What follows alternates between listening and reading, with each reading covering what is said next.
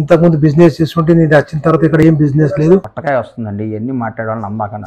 No contracts, no business, no real estates. ఏంటి బాబా అన్న ఇంకోసారి? No contracts, no business, no real estates. ఎవడు అడిగాడు నిన్ను? మా ఇల్లు కూడా రెంటల్ ఉంది, నా ఆఫీస్ కూడా ఇంత కూడా రెంటలే ఉంది. మిమ్మల్ని ఎక్కడో చూసినట్టుందండి. ఏళ్ల కాలంలో అంటే 2014లో ఉన్న 104 కోట్ల రూపాయల నుండి 2019లో 129 కోట్లకి, ఇప్పుడు లేటెస్ట్ గా ఫైల్ చేసిన నామినేషన్ అఫిడవిట్లు 152 కోట్ల రూపాయలకి పెరిగాయి. మా ఇల్లు కూడా రెంటల్ ఉంది, నా ఆఫీస్ కూడా ఇంత కూడా రెంటలే ఉంది. 2024 ఎన్నికల్లో తెలంగాణలో పోటీ చేస్తున్న అత్యంత ఆస్తులు కలిగిన అభ్యర్థుల్లో బీబీ పాటిల్ ఒకరు.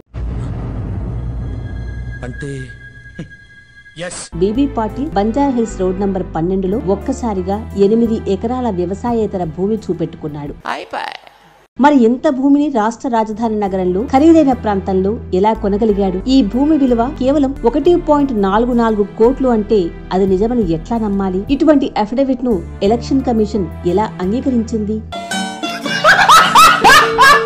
నిద్ర లేదు, సుఖం లేదు, దెబ్బ మీద దెబ్బ, దున్న మీద పుండుని కాకి పొడుస్తున్నట్టు పొడుస్తున్నారా?